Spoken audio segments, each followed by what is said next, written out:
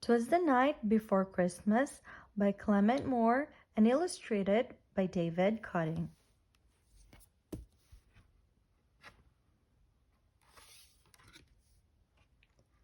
"'Twas the night before Christmas, when all through the house not a creature was stirring, not even a mouse. The stockings were hung by the chimney with care, in hopes that St. Nicholas soon would be there.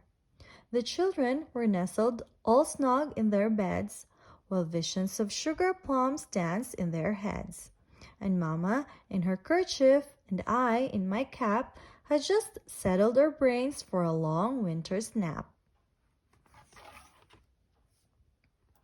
When out on the lawn there arose such a clatter, I sprang from the bed to see what was the matter. Away to the window I flew like a flash, tore open the shutters, and threw up the sash.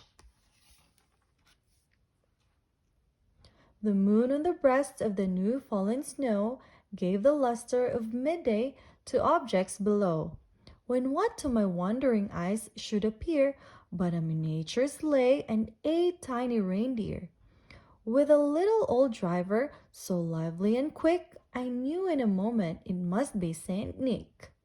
More rapid than eagles, his coursers they came, and who whistled and shouted and called them by name.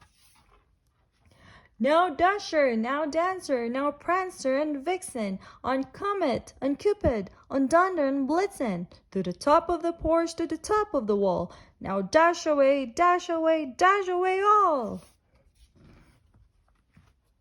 As dry leaves that before the wild hurricane fly, when they meet with an obstacle mount to the sky, so up to the housetop the coursers they flew, with a sleigh full of toys and Saint Nicholas too. And then, in a twinkling, I heard on the roof the prancing and pawing of each little hoof. As I drew in my head and was turning around down the chimney, Saint Nicholas came with a bound. He was dressed all in fur from his head to his foot, and his clothes were all tarnished with ashes and soot. A bundle of toys he had flung on his back, and he looked like a peddler just opening his pack. His eyes, how they twinkled! His dimples, how merry! His cheeks were like roses, his nose like a cherry. His droll little mouth was drawn up like a bow, and the beard of his chin was as white as the snow. The stump of a pipe he held tight in his teeth, and the smoke, it encircled his head like a wreath. He had a broad face and a little round belly that shook when he laughed like a bowlful of jelly. He was chubby and plump, a right jolly old elf, and I laughed when I saw him, in spite of myself. A wink of his eye and a twist of his head soon gave me to know I had nothing to dread.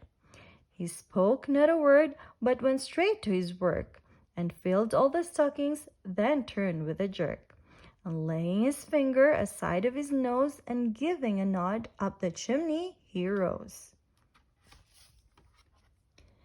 He sprang to his sleigh, to his team gave a whistle, and away they all flew like the down of a thistle. But I heard him exclaim, ere he drove out of sight, "Happy Christmas to all, and to all a good night."